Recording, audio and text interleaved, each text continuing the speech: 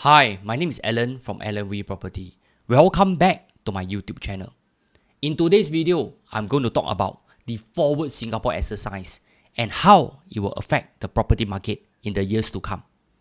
I usually pay a lot of attention to such exercise because the policy they are going to be crafted will affect our life. I've read the entire Forward SG report that consists of 180 pages. If you are free, you should read it too. The report covers 8 key chapters. They are our new way forward, embracing learning beyond grades, respecting and rewarding every job, supporting families through every stage, enabling seniors to age well, empowering those in need, investing in our shared tomorrow, and lastly, doing our part as one united people. I wouldn't be covering all the chapters. I will only cover the chapters that is related to property. I will only focus on chapter 7, investing in our shared tomorrow. This chapter covers property in a small portion, but don't underestimate it. Let me read in between the lines and the policy making has onto the property market and how it will affect you, especially if you own an aging HDB flat. Here, let's dive into the detail. In this chapter, there is a long introduction to it. I wouldn't be going through it. However, you can read it all by yourself. In the subsection, I'll be focusing only on the first part. Manage our limited land and environmental resources. In this section, it mentioned Singapore is a densely populated nation with diverse and sometimes competing needs. These present unique challenges for our land use planning. We need to balance social, economic, and environmental consideration of urban development, as well as both short and long-term needs. Okay, let me explain in very layman terms. In short, we have limited land, and there are always competing use from one use to another. We need to make trade-off, but yet balance the needs of the various parties so that Singaporeans can be happy in the upcoming general election that will likely be called before November 2024. It's as simple as ABC. In the report, it mentioned that Singaporeans want Singapore to continue being a livable city for all, where there is land for economic development, good and affordable public housing, and precious green and recreation space.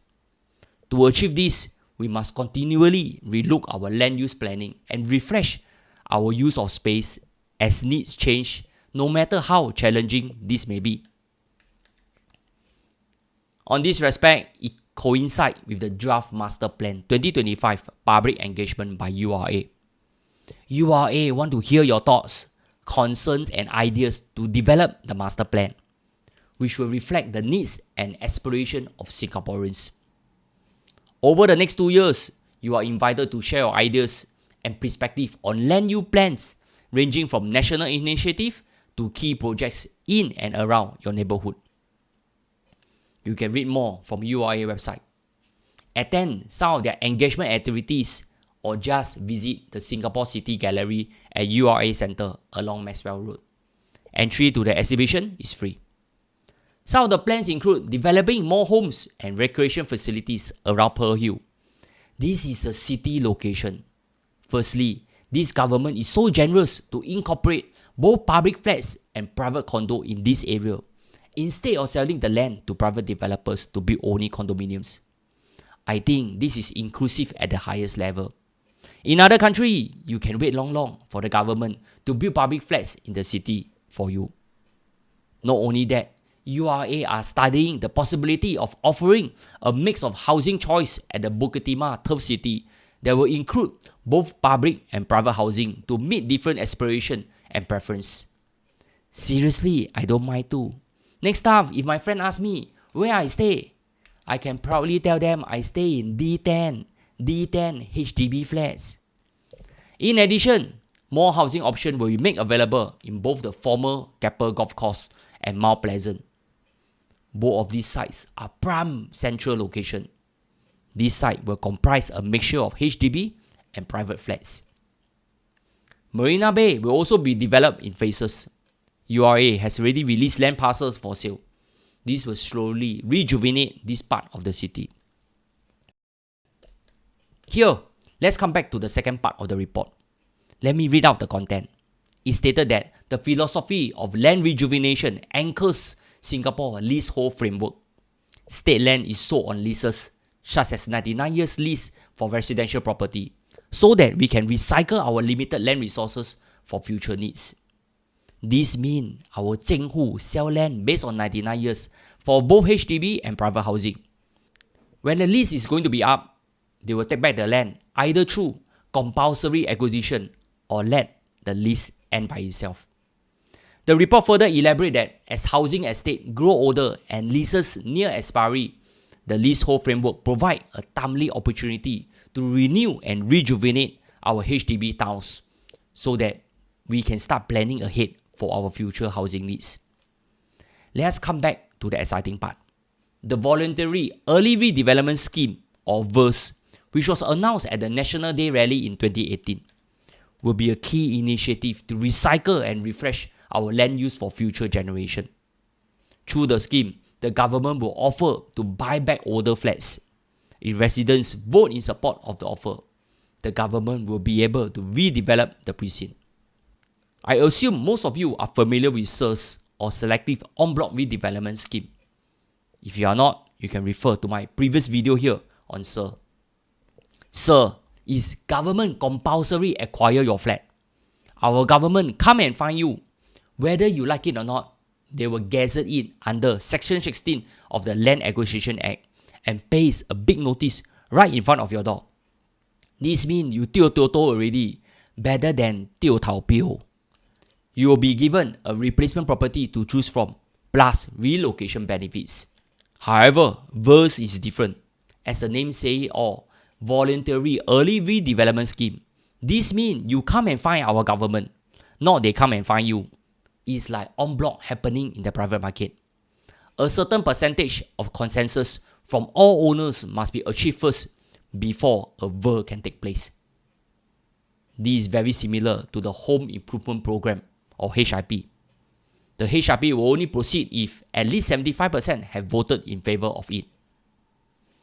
The most important aspect of VER is this. As stated in this article, VERS will be a voluntary scheme offered to selected precincts when they are aged 70 years or older.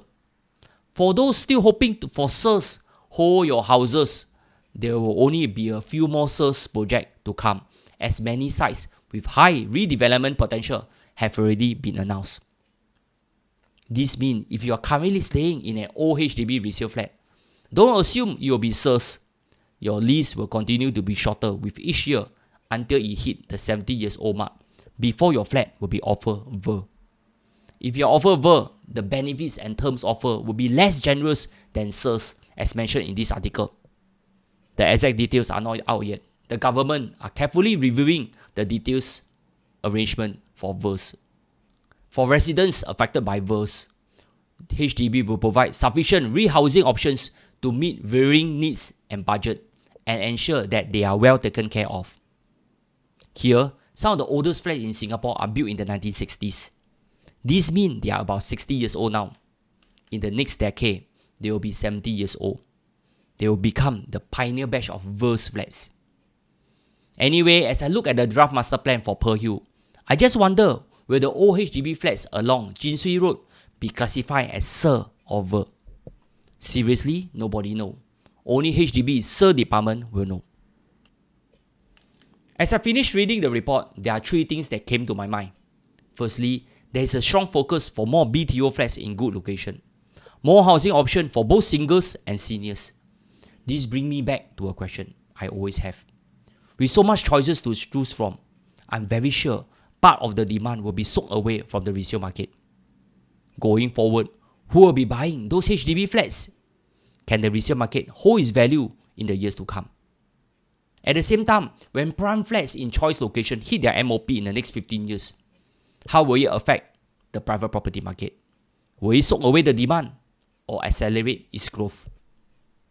Secondly, old HDB flats that have yet to SER now will have another option now, known as VERS. Does this mean the SER potential or the lottery effect for these old flats will be gone for good? If you are holding it now, should you sell now or continue to wait for VERS?